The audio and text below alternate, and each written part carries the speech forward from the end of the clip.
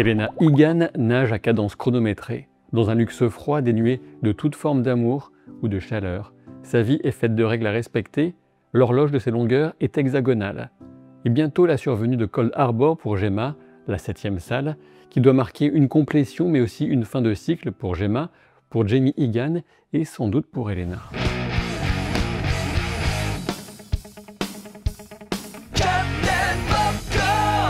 Bienvenue pour cette analyse de l'avant-dernier épisode de Severance saison 2 et si vous vous posez la question, oui, une saison 3 est bel et bien prévue pour la série et le délai d'attente sera certainement moindre que celui qui avait séparé les deux premières. Avant d'aller plus loin, je vous fais une annonce qui concerne la chaîne et vous. J'ouvre le système de membres sur Captain Popcorn. Celles et ceux qui le souhaitent pourront ainsi souscrire à l'un des 3 niveaux prévus, à savoir grain de maïs, popcorn et popcorn caramel. L'idée étant de vous fournir des avantages sympas tout en accroissant l'indépendance financière de la chaîne. Sur un niveau cosmétique, chaque membre, quel que soit le niveau, accédera à un badge associé à son pseudo dans les commentaires, ainsi qu'à des emojis spécifiques à la chaîne qui s'enrichiront avec le temps et selon vos envies. Rassurez-vous, il n'y aura jamais de vidéo totalement inaccessible aux spectateurs non membres.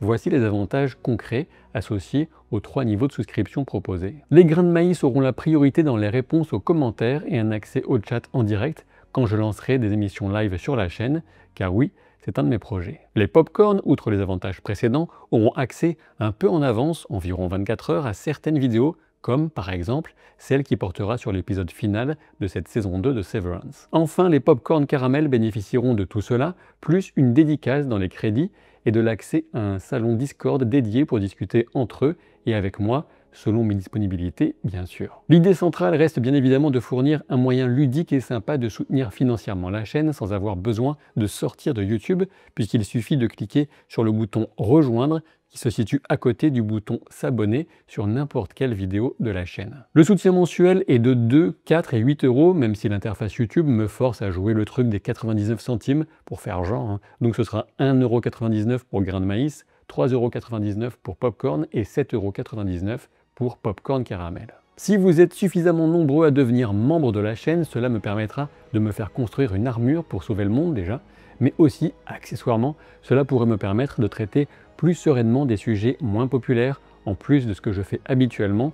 En résumé, ça me donnerait plus de liberté. J'espère que c'est une proposition qui trouvera grâce à vos yeux et que vous serez nombreuses et nombreux à devenir membres, sachant que c'est évidemment un abonnement sans engagement, annulable à tout moment. Sur ce, revenons à Severance. Même un moment de liberté comme une activité sportive semble contraint, peut-être les capacités de natation d'Ellie ou Elena seront-elles utiles dans l'épisode final, en lien avec la fameuse salle Cold Harbor, mais nous y reviendrons. Pour le moment, regardons Jamie Egan qui regarde sa fille manger un œuf de la manière la plus gênante qu'on puisse imaginer. Elena coupe l'œuf en 6 morceaux, comme les 6 phases de l'horloge chronométrant ses longueurs de piscine et les 6 salles que Gemma a connues pour l'instant. L'assiette même d'Elena est décorée d'une peinture sur faïence qui exprime la contrainte et presque l'horreur d'un petit personnage plutôt juvénile qui semble maintenu par 2 autres sur une chaise, peut-être des médecins.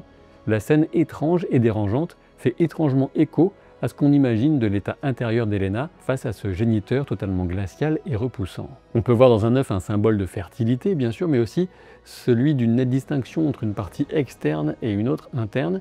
Lorsque Jamie annonce sans préambule qu'il préférait qu'Elena les mange crus, on peut y deviner 2 ou 3 significations potentielles. La première renvoie à ce qu'on avait appris concernant Kier Egan en première saison, que son petit déjeuner favori se composait d'œufs crus et de lait. Ainsi, en les mangeant crus, Elena se rapprocherait de la figure tutélaire et messianique de Lumon et aussi son ancêtre au passage. La deuxième signification pourrait avoir un rapport avec l'idée selon laquelle Elena serait enceinte de Mark, puisqu'il est déconseillé aux femmes enceintes de manger des aliments crus, sachant que l'œuf est symbole de fertilité et que Lumon est directement impliqué dans ces questions, au cœur même de l'histoire de Gemma, on peut légitimement s'interroger. Enfin, on perçoit nettement une fascination malsaine du père envers la fille, potentiellement avec des implications incestueuses. Cette histoire de crudité ne fait que renforcer cette impression absolument détestable, qui se trouve aussi renforcée par l'irruption de Jamie Egan en fin d'épisode à l'étage des dissociés, en surprenant Ellie R. Quand on découvre que la villa Egan se situe face au site principal de Lumon, celui qui renferme les dissociés, on s'étonne moins de le voir arriver comme une fleur fanée en fin d'épisode. On peut sans peine supposer qu'il existe des tunnels reliant les 2 bâtiments, ou encore la villa Egan à l'étage de test. Cela pourrait même constituer une voie de repli lors de la tentative de sauvetage de Gemma, qui s'annonce pour l'épisode 10, du moins on le suppose. Dans l'ensemble, cet épisode est placé sous le signe des départs puisqu'on a assisté à ceux de Mademoiselle Wang, de Gretchen, de Dylan, de Irving. L'autre grand thème qui s'entremêle parfois avec celui du départ porte sur le rapport au travail et les masques que les individus portent au travail. Le titre même de l'épisode, The After Hours, qu'on pourrait traduire par Après la fermeture, est un renvoi direct à l'épisode éponyme de la série La 4e dimension, épisode 34 sorti en 1960, et dans lequel l'intrigue tourne autour de mannequins de magasins qui prennent vie et se mêlent aux humains. On peut y voir une parabole des masques qui font qu'on ne voit que des automates dans nos interactions avec des gens qui ont des fonctions comme vendeuses ou opérateurs d'ascenseur, pour reprendre ce qu'on trouve dans la série des années 60, automates qui aspirent à être vus et traités comme des humains. On peut tracer des parallèles entre ces mannequins qui prennent vie temporairement et les inters à la merci de forces qui les dépassent et manquant de contrôle sur leur existence, description qui s'applique, a priori, à la plupart d'entre nous. On découvre que Mademoiselle Wang est envoyée en internat au Svalbard, la partie la plus septentrionale de la Norvège, autant dire un endroit extrêmement isolé et sauvage. On reconnaît bien évidemment le type de buste de Jamie Egan qui avait déjà récompensé Harmony Cobbell des décennies auparavant. Milchick évoque le fait que le lit de Mademoiselle Wang va quitter la maison de ses parents pour se retrouver dans cet internat, et on peut penser aux 3 lits qu'avaient prévu Devon et Eriken pour leur fille, 3 lits dans la même chambre, un peu l'opposé de cet exil lointain en termes de choc pour Mademoiselle Wang, choc aussi que ceux du buste écrasant le petit jeu innocent d'adresse qui représente Kirk Egan en tenue de bain. Faut-il y voir un présage funeste pour Elena qu'on a vu faire des longueurs auparavant, elle aussi en tenue de bain? Ce n'est pas impossible. Quoi qu'il en soit, le programme que doit suivre la jeune Eustace Wang porte notamment sur l'empathie. Et justement, elle en fait preuve lors du départ de Dylan, alors même qu'elle avait exprimé auparavant, dans un épisode précédent, auprès de Milchick, qu'elle ne considérait pas les inters comme des personnes. On peut sans doute y voir une forme d'expression de sa personnalité qui prend le dessus sur le conditionnement reçu dans l'école Lumon lorsqu'elle voit Dylan partir. On apprend aussi donc que le prénom de Mademoiselle Wang est Eustace, dont l'étymologie grecque peut signifier fécond ou encore ferme. On espère juste que la notion de fécondité n'est qu'une coïncidence et que l'enfant ne va pas devenir la cible de détraqués de chez Lumon, à commencer par Jamie Egan en personne, dont on apprend que des femmes enceintes de lui arrivent assez souvent à la retraite de Damona. Toute cette séquence de fin de stage un peu prématurée sonne aussi comme une revanche mesquine de Milchick, qui reste convaincu, à ce moment, que c'est bien elle qui l'a dénoncé pour usage de vocabulaire trop ampoulé, alors qu'on peut se demander dans cet épisode si cela ne venait pas directement de Drummond au final. La scène de ménage chez Dylan et Gretchen nous confirme que l'art de décliner le mot « fuck » est un trait commun entre Dylan exter et inter, tout en soulignant que l'aigreur et la frustration intériorisée par Dylan exter le rendent incapable de faire face de façon constructive.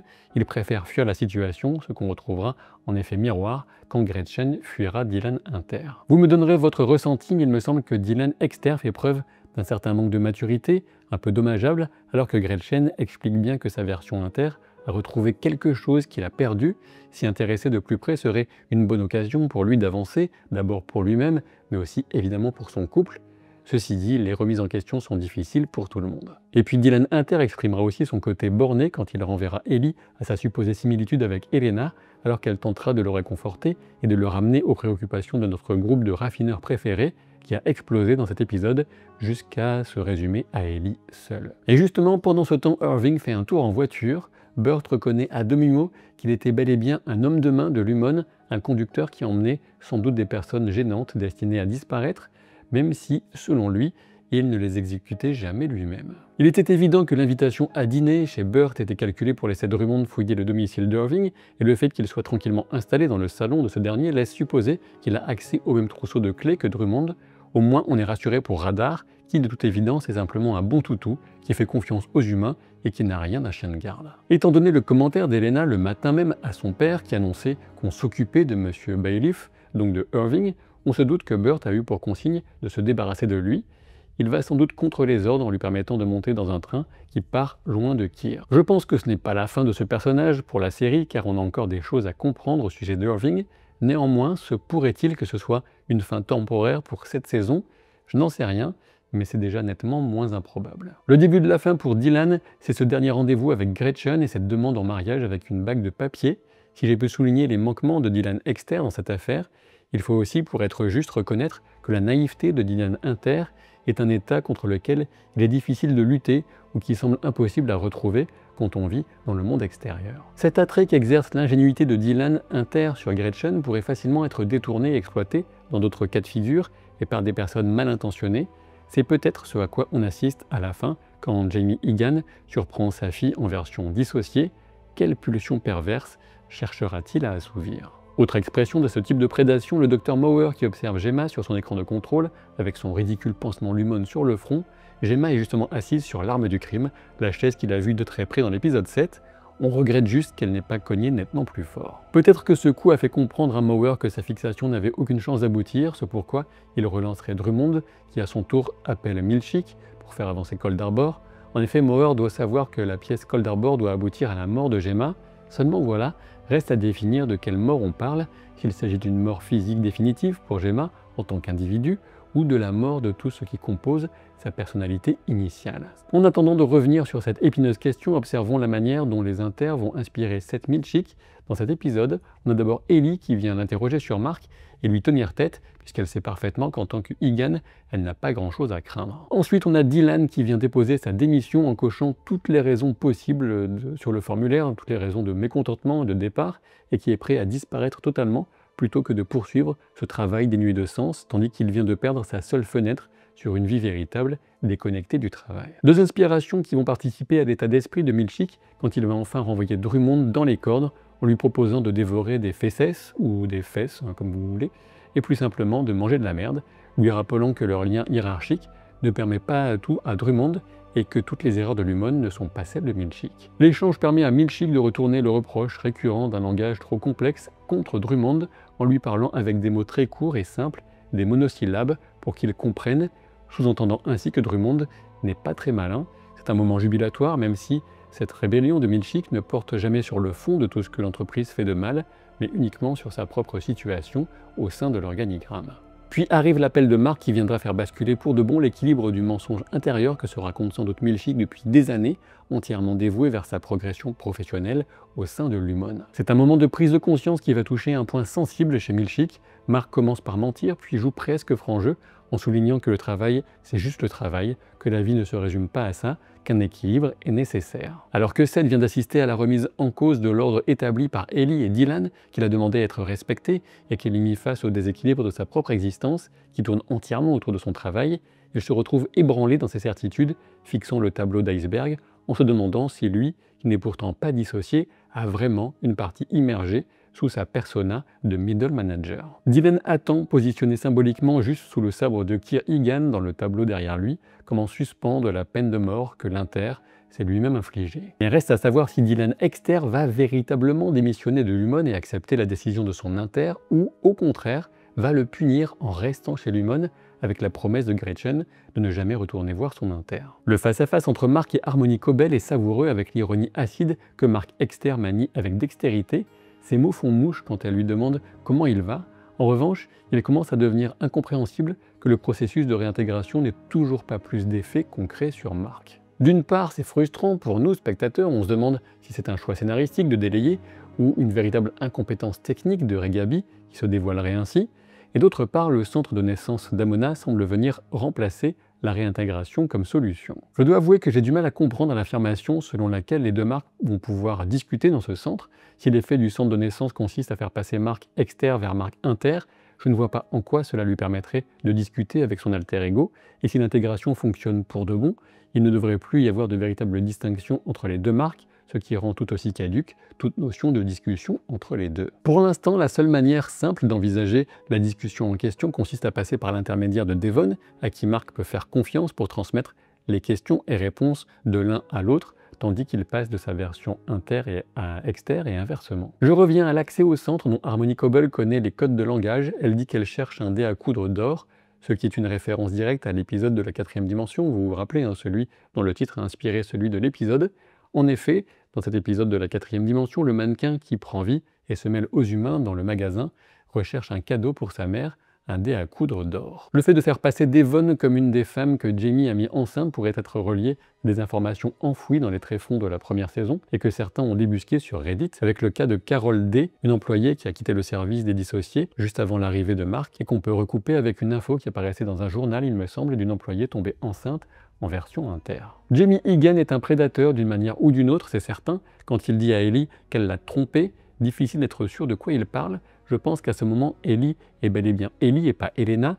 Jamie l'a rencontrée une seule fois, dans le final de première saison, quand Ellie s'apprêtait à parler de la dissociation face caméra. Toutefois, il est possible que son père fasse référence à toute autre chose, comme la première relation sexuelle de Ellie avec Mark. Les dernières images de l'épisode jouent sur l'aspect pacte avec le diable dans l'alliance qui se crée entre Mark et Harmony, tandis que cette dernière se tient dans le halo des flammes de la cheminée. La seule chose intéressante qu'elle a apprise à Mark et Devon pour l'instant, c'est que Gemma mourra si Cold Harbor est complété. Mais qu'est-ce que cela signifie vraiment? Suite à l'épisode 7, j'avais proposé la théorie selon laquelle la pièce Cold Harbor testerait la résistance de la puce au deuil. Il est possible que ce soit toujours le cas, mais en y ajoutant une forme de test de résistance à la mort. Toutefois, pour tester une telle résistance, il faudrait que la mort de Gemma ne soit que partielle, à savoir que la partie consciente confrontée à l'expérience de la salle Cold Harbor meurt, mais en laissant une partie d'elle vivante pour tester l'impact sur les autres compartiments de sa mémoire de cette expérience. On peut aussi se demander si Cold Harbor a un rapport avec les tables de Revolving qui attendent Jamie Egan et dont il évoquait l'approche dans le final de saison 1.